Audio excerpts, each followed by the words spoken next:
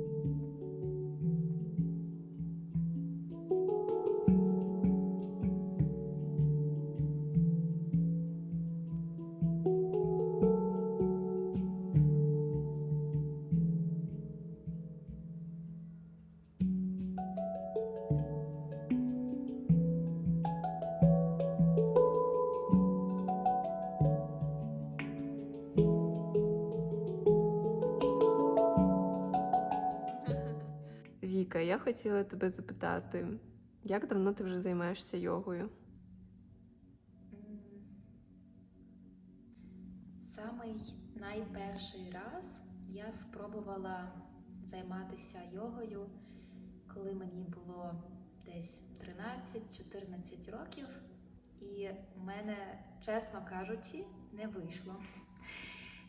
Я не мала коврика, мата, і це було дуже, як то кажуть, на скору руку. Тобто тяп-ляп, і я зовсім не мала розтяжки, тому я спробувала і на роки забула про цю ідею, так? І коли мені було 18, а точніше 17, я була в Інстамбулі 2 тижні приблизно, і я вперше тоді спробувала серйозно займатися йогою, тобто я відкрила YouTube канал і вела йога, і я знайшла Yoga with Adriene. Можливо, деякі з вас знають цей канал, бо вона дуже відома йога-тічер, викладачка йоги. І з цього моменту я влюбилася в йогу, тому що для мене в першу чергу йога – це інструмент, я вже забігаю наперед, так, нашому інтерв'ю. В першу чергу це інструмент зняття стресу. І, як правило, як вперше я робила йогу, тому що відчувала себе дуже виснаженою, дуже під стресом.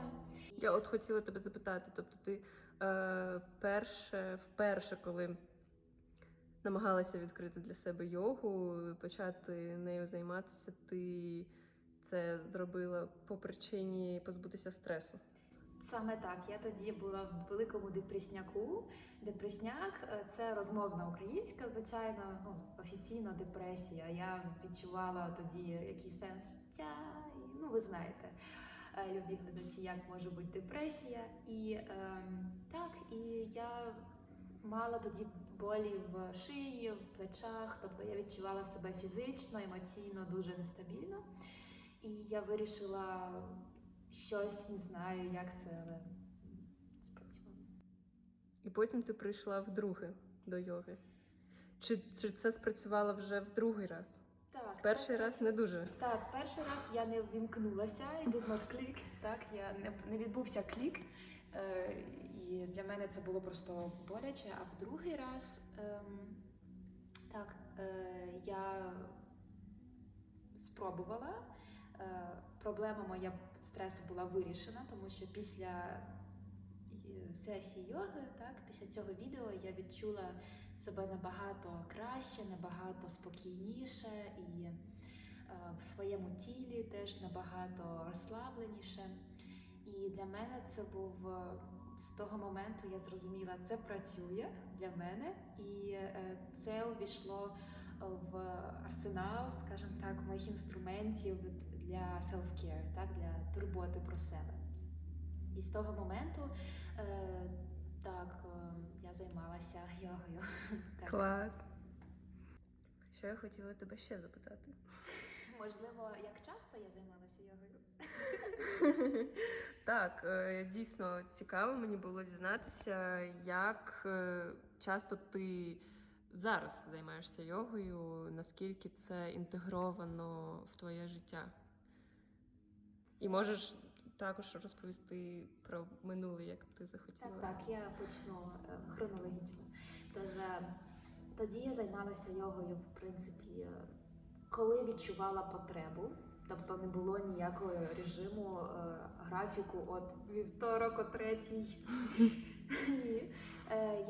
Це завжди для мене було від власної волі. Я себе ніколи не змушувала займатися йогою, і поняття самодисципліни, щоб змусити себе займатися йогою, в мене не було. Тому що йога з самого початку приносила мені задоволення. І фізичне, і емоційне, і моральне, і психічне, всяке задоволення. Це для мене був релакс, і рівень задоволення схожий з масажем для мене. Так? І це я роблю сама собі масаж через асани, через пози. Так? Клас. І тому я не можу сказати, наскільки регулярно це було. Якщо я себе почувала стабільно і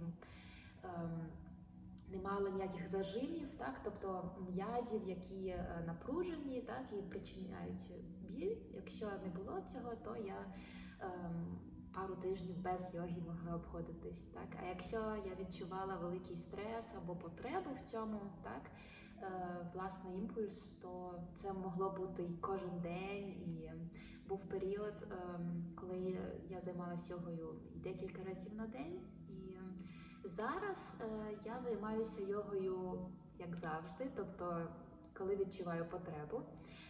Ось, наприклад, сьогодні я прийшла до Анни, йога-тічер, на сесію йоги, вже вдруге тут, і це дійсно в цей раз особливо була дуже нагальна, термінова потреба.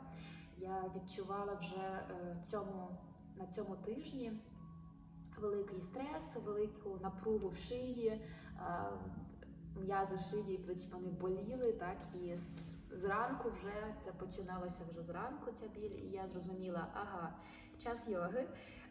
Ось до цього декілька тижнів я не робила йогу і так. А я вже звикла якось, коли кажу, там, наприклад, скільки ти займаєшся йогою там на тиждень, я не знаю, чи взагалі. Я завжди під цим розумію також медитацію. Ти медитацією як часто займаєшся? По-перше, у мене чомусь це окремо. Є йога, є медитація, так? Це я теж якраз подумала запитати. Так, Угу. я Чи це хочу є для тебе теж одним? Але воно для мене під кінець йоги, тобто йога with Adriene, наприклад, там завжди є в кінці шавасана. Завжди є декілька хвилин, коли, як вона каже, the nutrients of the practice get absorbed. Тобто це період, коли всі вітаміни цієї практики, вони засвоюються, так, і це дуже важливий період в йогі. І я тоді розслабляюся, так. Для мене йога може перейти в медитацію, і це дуже легко зробити, так? Бо тіло і розум вже дуже спокійні, і це легко тоді, іноді я так і роблю. Тобто після сесії йоги, йога with Adriene, відео закінчилось, я сідаю в позу медитації, ставлю таймер на 10-15 хвилин, скільки є часу, і медитую, і це дуже легко. Але також я займаюся медитацією окремо від йоги. Це для мене також додатковий інструмент, який можна поєднувати, але який не мусиш поєднувати. Ось, наприклад, сьогодні я теж відчула потребу в медитації, і я це зробила 10 хвилин, тому що я до цього декілька днів або навіть тижнів не медитувала зовсім. Думала, нема часу, навіщо? Ось, і я помітила різницю порівняно з тим часом, коли я регулярно медитувала. Я відчувала радіо в голові, яке майже ніколи не замовкало, навіть коли я лягала спати. Це був як дурдом в голові, і я була просто спостерігач цього дурдому, але це мене дуже... На мене давило взагалі присутність цього радіо, тому що я до нього не звикла, коли медитувала. Любі глядачі, напевно, ви знаєте, про яке радіо я говорю. Багато з вас можуть здогадатися. І для мене йога – це така очистка розуму, так? Тобто, медитація – це очистка розуму, так? Тобто, якщо йога – це більше очистка тіла від блоків, від зажимів, так, blockages, які причиняють біль, наприклад, в плечах, так, якийсь стрес, який накопичується, він створює хронічний біль, то для мене панацея це йога, так? А ось зажими ментальні, які теж бувають, коли, наприклад, просто якась думка, ідея крутиться по колу і немає виходу, і це божевілля, то тоді для мене такий собі душ ментальний, це просто сісти і медитувати, і тоді це радіо затихає. Ось. Прекрасні інструменти. Так, у сучасному світі це дійсно необхідність. Так, я теж так вважаю. Дякую тобі, Вікторія, за це інтерв'ю і за те, що поділилася своїм досвідом. Я думаю, це може бути дуже корисним для багатьох. Так, дякую. Я сподіваюся, вам це було цінним і цікавим. Пишіть в коментарях. Так, пишіть в коментарях. Який у вас досвід? Який у вас досвід йоги? Дякую, Анна. Так. Чи ви медитуєте і скільки? І Теж. чи займаєтесь йогою, як це на вас впливає і в чому допомагає? Да?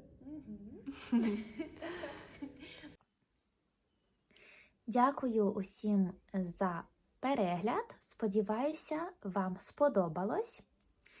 І якщо ти хочеш мене підтримати, ти можеш це зробити на сторінці Patreon, ставши моїм патроном.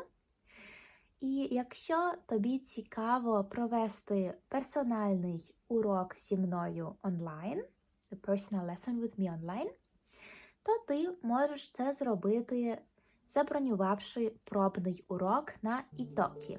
Пробний means trial. So you could book a trial lesson with me on Italki, and we can see what magic can happen with learning Ukrainian together and exploring this beautiful language together. So I see you there, and otherwise I see you in the next video. Тож побачимося у наступному відео. Па-па!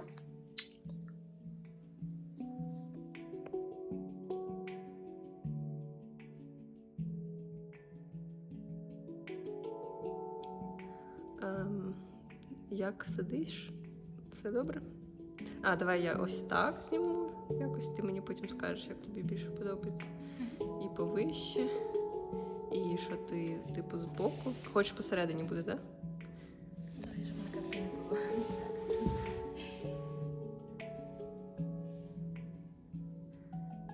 Окей, так. Ну, можна тоді ще і так.